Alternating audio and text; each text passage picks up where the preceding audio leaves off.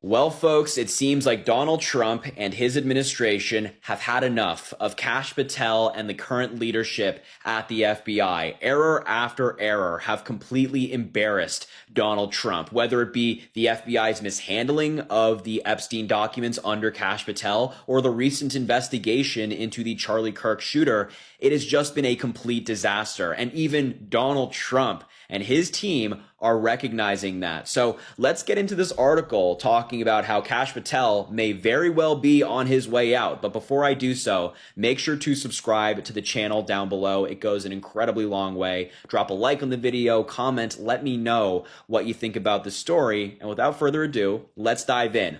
Fox News, yes, Fox News of all outlets is reporting that the knives are out for Kash Patel, despite Trump's support. And maybe Trump's public support isn't actually all that authentic. On Monday, today, former Missouri Attorney General Andrew Bailey will be sworn into a new power sharing role with Deputy Director Dan Bongino. Bailey's installment comes at a perilous time for Kash Patel, whose leadership atop the nation's premier law enforcement agency is under fire, according to 10 sources, 10 from multiple federal offices granted anonymity to speak freely. I mean, this seems like the worst kept secret in government. I mean, 10 sources from different agencies kind of seems like everybody dislikes Kash Patel. But listen to this. The White House, Bondi, Blanche have no confidence in Kash, according to one source with knowledge of ongoing personnel discussions. Pam, in particular, cannot stand him. Blanche either. That's, of course,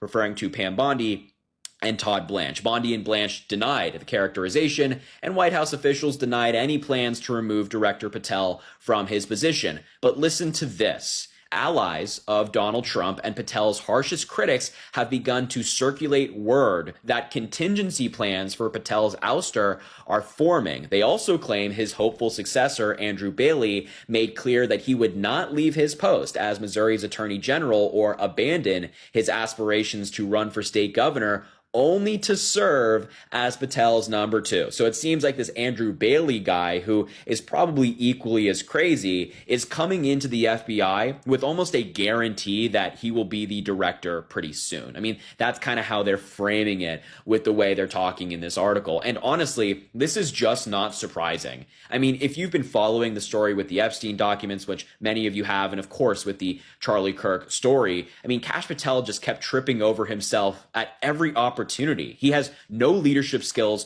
no knowledge, no experience to get the job done. And it's led to this very moment where Donald Trump, of all people, is saying, This morning, I would like very briefly to discuss someone who I keep forgetting is actually a member of our society, Dinesh D'Souza. Like a bad recurring hemorrhoid, Dinesh D'Souza likes to pop up every once in a while in order to say something stupid. After Charlie Kirk's alleged assassin Tyler Robinson was arrested, Dinesh D'Souza took to Twitter to say, "Tyler Robinson is every conservative parent's worst nightmare. Send your kid to college where he's radicalized into a violent anti-fascist by the sly, scheming left professors." Pump the brakes there, Chief. Tyler Robinson came from an entirely conservative family full of MAGA Republicans. As his relatives put it, none of them were not MAGA. And he briefly attended Utah State University for a single fucking semester. Utah State University, by the way, is one of the top 10 most conservative colleges in the damn country. And he left after only one semester, which means not only was he not going to class, he wasn't really paying attention to his professors. The conservative professors. And that was nearly 4 years before this event with Charlie Kirk. So once again, just like his infamous movie 2000 Mules, which was debunked hundreds of times, just remember that the movie had an actual disclaimer at the beginning and the end credits saying they were not responsible for any misinformation in it. But Dinesh D'Souza also has a long history of being a flat-out fucking liar. He pled guilty to violating campaign finance laws and received a felony charge, which Donald Trump later pardoned him for. And as birds of a feather flock together, Dinesh D'Souza and Donald Trump are both serial philanderers. But let's not forget the true golden era of Dinesh D'Souza's career, getting his ass handed to him in religious debates by the late great Christopher Hitchens. Dinesh D'Souza is a lying, greedy opportunist. And still to this day, it bugs me when people like him are allowed to just randomly pop up and spout some kind of gaslighting bullshit in order to rage bait people. Like most people who surround Trump and who lick his boots, Dinesh D'Souza is a lying, felonious sack of crap. We can all see the divide that's happening in this country every single day between the left, between the right, and everything that's been going on. And everybody wants to know if there's any hope of us coming back together as a nation and being united.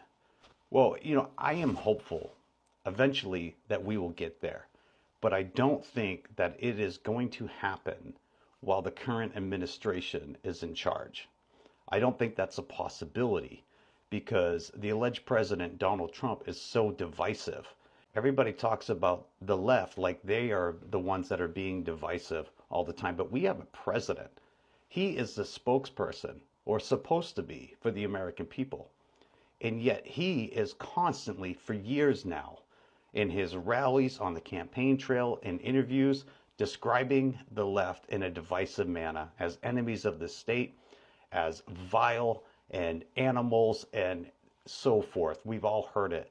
So yes, I'm hopeful that eventually America will rebuild. We will rebuild as a nation together. But in my opinion, I do not believe it's going to happen under the Trump administration. I think it's going to take a while after Trump leaves office and the MAGA movement loses its momentum. But right now, they have the country that they wanted, and yet they're still angry. They have gotten everything that they have desired out of this president, and they are still angry. It's going to take many years for us to come back as a nation and to undo all the damage that he's done, both socially and economically. Right now, the inflation rates are through the roof. All of our prices are going up. So eventually, his own supporters are going to turn on him and this administration. Because like I always say, you can lie to yourself, but you can't lie about your wallet. Like, share, follow for more. This is Grim with Get the Rant, and I'll see you all in the next video. Well, surprise, surprise. It looks like the bullshit narrative that Donald Trump and his MAGA cult have been pushing is blowing up in their faces. Because not only does it not appear that this guy was a lefty in any way, if anything, it looks like he's one of them.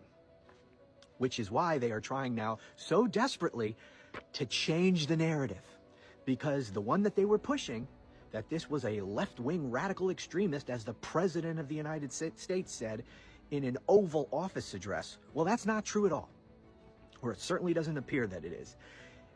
And what we do know for a fact is that this guy actually fits the same profile that we have seen over and over and over again in these shooting events. He is a young, white male who is a loner to a large degree, and he lives essentially online. That is the profile. That is the kind of thing we should be talking about.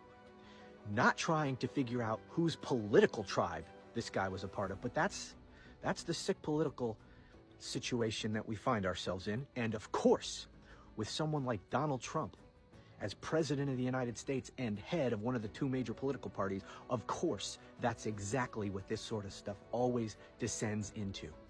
Pure tribal partisanship.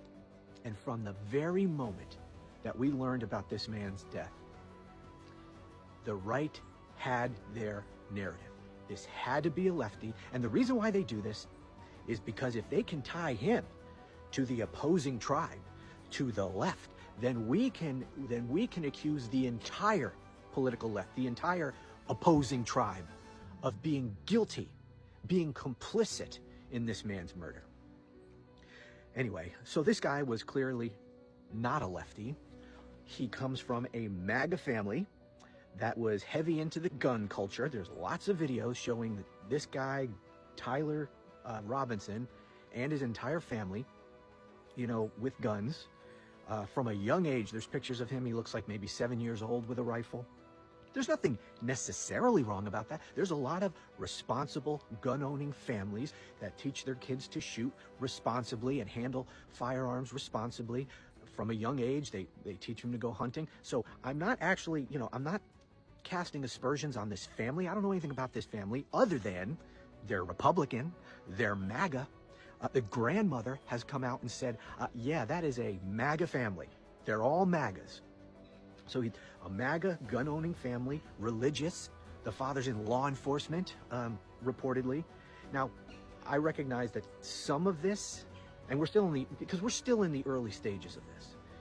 And I'm sure that a lot of the reporting that we're getting even now is going to prove to be incorrect. But it looks like it's all going in one direction. The picture is beginning to emerge.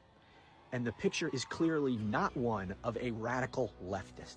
This was not a man, this 22-year-old kid, was not someone who was steeped in radical leftist ideology. If anything, he was brought up in MAGA ideology. Of course, MAGA isn't really an ideology, it's a personality cult.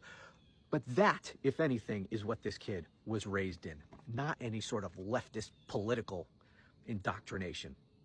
And here's the thing, too, and I think, by the way, this explains why that press conference was so light. So everybody's reporting. CNN, NBC News, ABC News, all the major news, all the legacy media outlets are reporting that a framework of a deal has been reached with TikTok to keep this app going. The Village Idiot, I'm just reading his response, post on Truth Social. The big trade meeting in Europe between the United States of America and China has gone very well.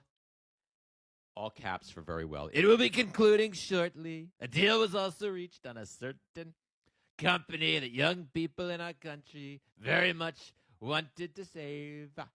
They will be very happy. I'll be speaking to President Xi on Friday. U.S. Treasury Secretary Scott Bessent apparently or supposedly said the same thing, just not as stupid. This is from NBC News. Treasury Secretary Scott Bessent said Monday that the U.S. and China struck a framework for a deal on TikTok days before another deadline over the popular social media app that could have been banned in the U.S. Bessent offered few details on the agreement. The only key sticking point about who would control TikTok's algorithm, which dictates what users see the app. Bessent said, quote, "We're not going to talk about commercial terms of the deal. It's between two private parties, but the commercial terms have been agreed upon." He did not indicate which parties he was referring to.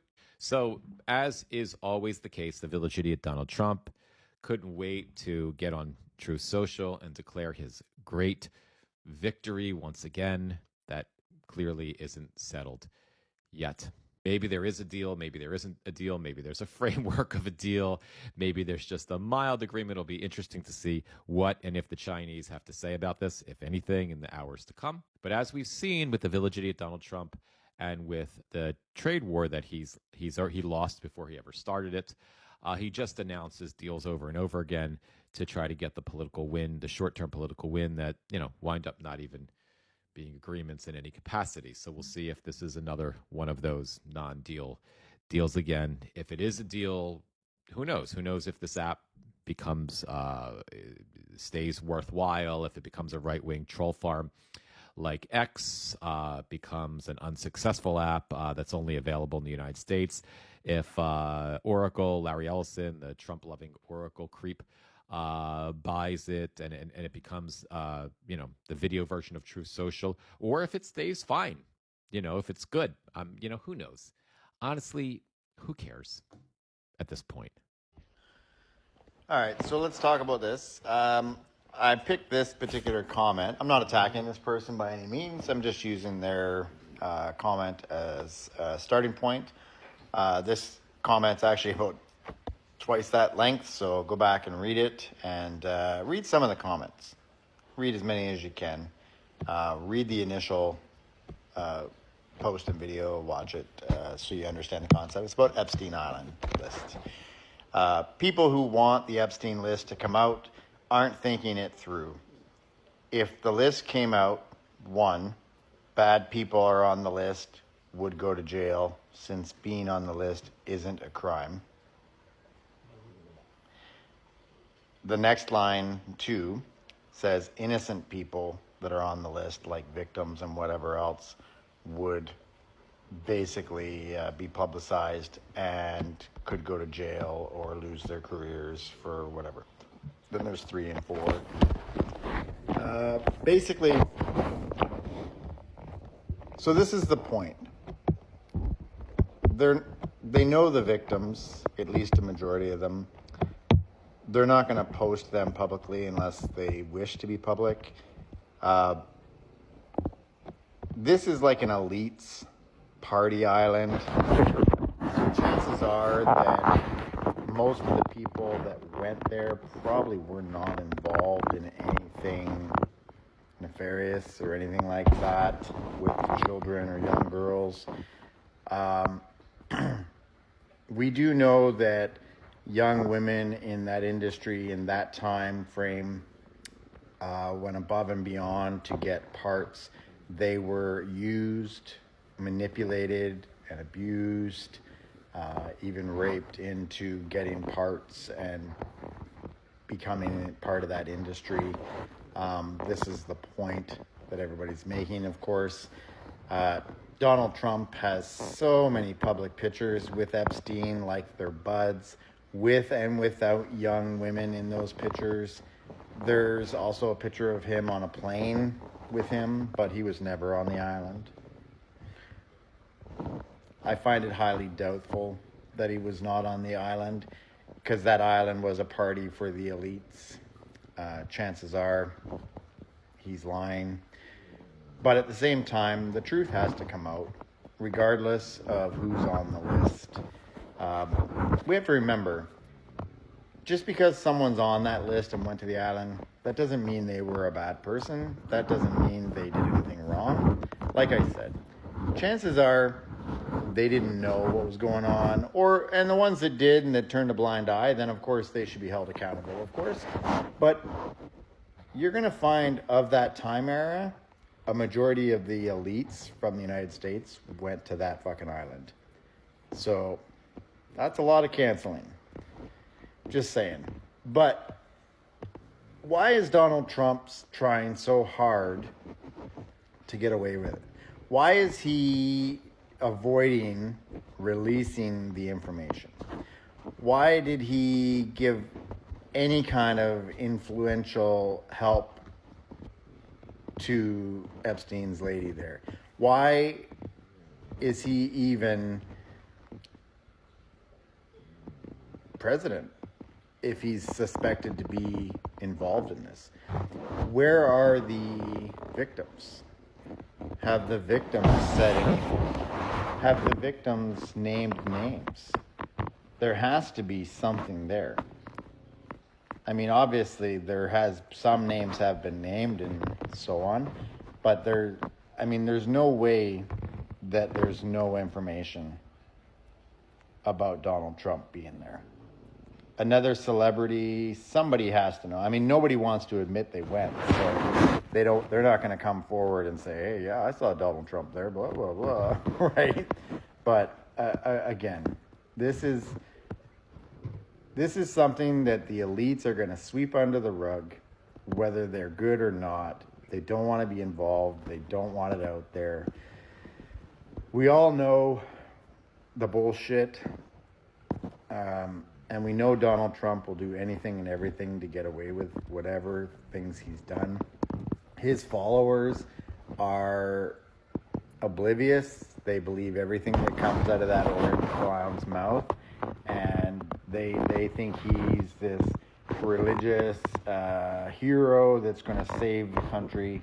But I will tell you, they and the rest of us are going to find out the hard way that him running the United States is going to lead North America into World War.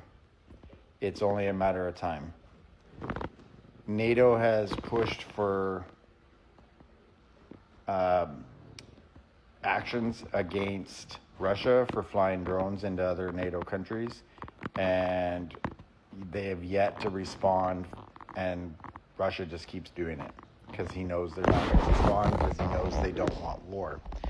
So he's just going to keep walking all over them. Donald Trump, on the other hand, he's not going to allow that. And that's not a good thing, but it's not a bad thing.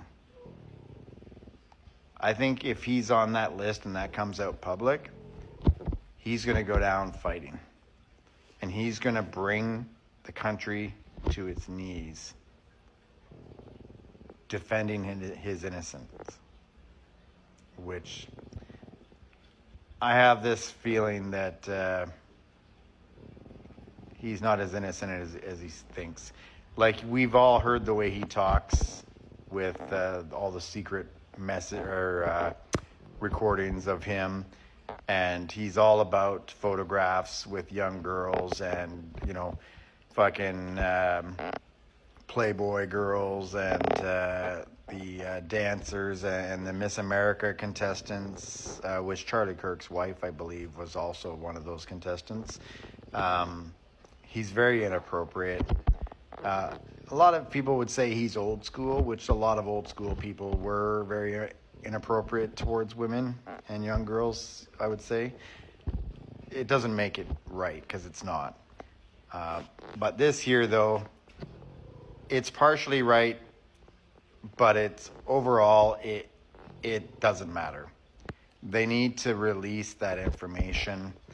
They need to cancel and boycott anyone that is considered a pedophile that actually took part in this. But like every other thing, there has to be evidence and there has to be legitimacy to it. So we can't just say, oh, well, Oprah Winfrey was on that list. She's a pedophile. We don't have evidence. We don't have victims. We don't have... If victims aren't coming forward for other people, then chances are it never happened, or they're just not going to let it happen. So, again, we have to have that evidence. We have to have that proof.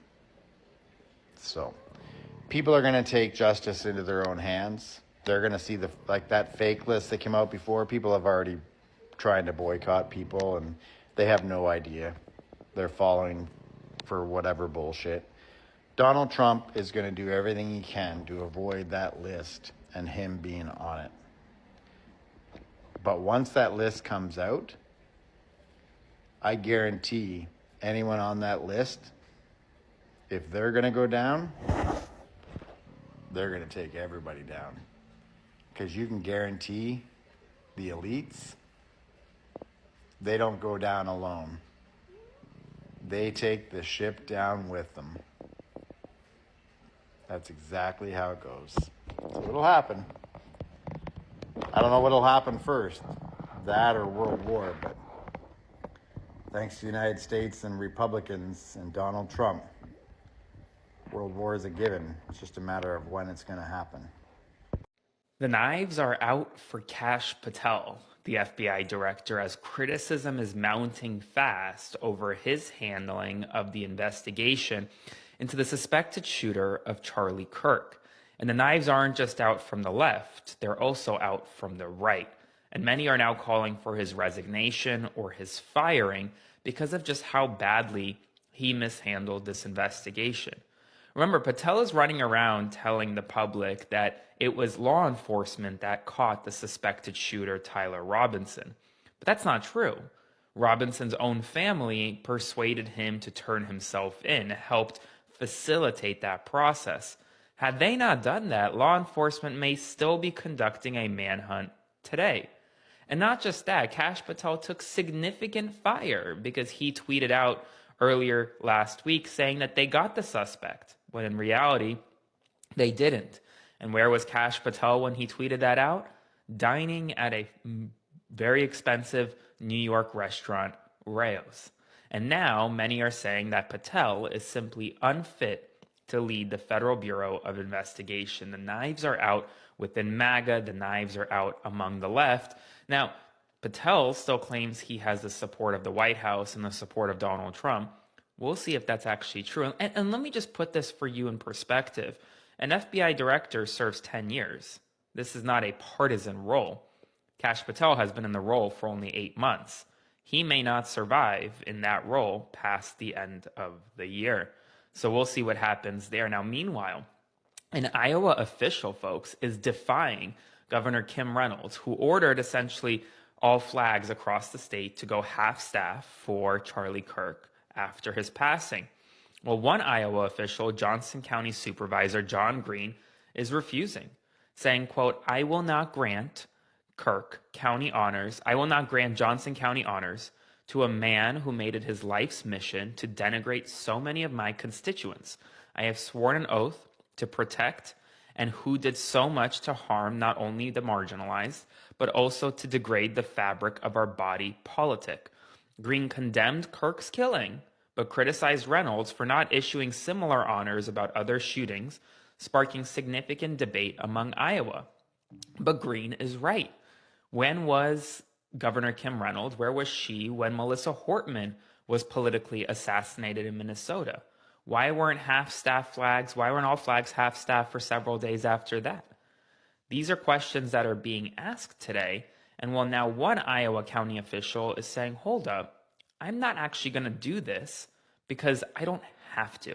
And he is defying Governor Reynolds in real time. Before I continue, mainstream media is under attack, and they are caving to Trump every single day, allowing conspiracies to spread. Please be sure to subscribe to support my work, a new style of media, independent media, or send a one-time donation via Venmo to Aaron-Parnas. So there's going to be continued talk about Kirk. There's going to be continued talk about the effort to dox individuals and fire individuals who make public remarks that may seem inappropriate or insensitive. That's going to happen today. But at least in Iowa, in this one county, John Green, the supervisor, he's going to take significant heat from the right. But remember, he can't just be removed. And we'll see what happens. We'll see what Governor Reynolds says for him defying her order. Now, meanwhile, Donald Trump made a pretty outlandish claim saying that essentially what's illegal is the fact that 300 million people died last year from drugs. He was asked when he was coming back, when he was leaving New Jersey to go to the White House, he was asked about Venezuela's president, Nicolas Maduro, condemning a U.S. strike on the boat in the Southern Caribbean as illegal. Trump replied with a very false claim, saying that what's illegal is the fact that 300 million people died last year from drugs. For perspective, there are only about 340 million Americans, and even if 300 million people around the world died, that would be a much bigger deal than anyone is claiming. So anyways, that is false. Not sure where Donald Trump got that number from. Meanwhile, Carrie Lake, who is a government official, reacted to Kirk's shooting, saying that essentially universities should be to blame for, quote, brainwashing students.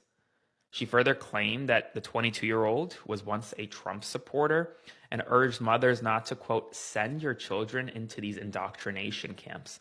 This type of rhetoric is only going to fuel more violence among the right and is only going to further divide the United States of America, but Lake is making the comments regardless.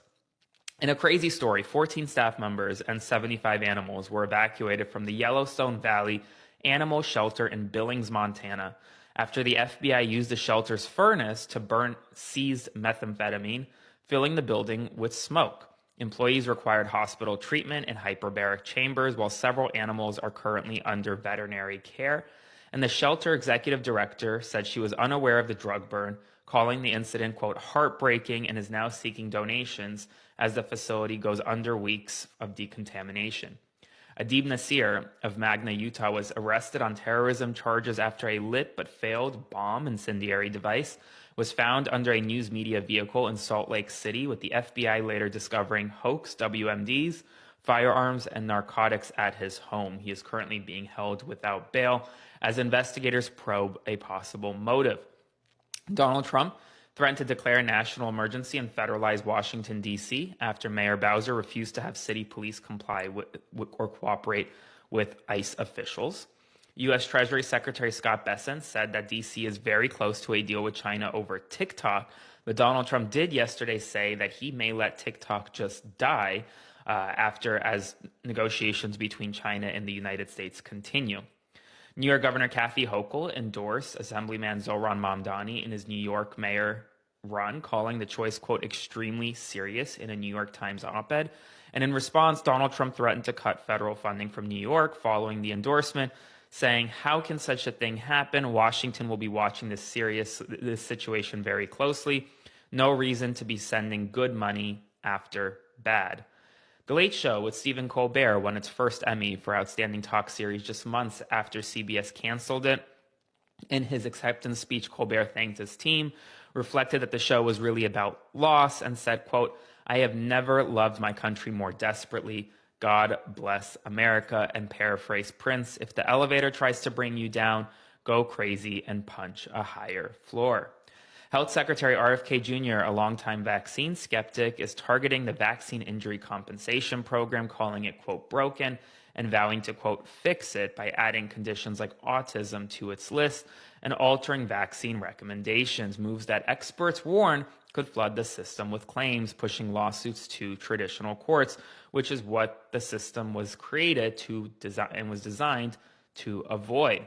That's all the news this morning. I'm sure there's going to be much more news this afternoon and this evening, so stay tuned for more. Make sure to subscribe and support, and I'll see you soon.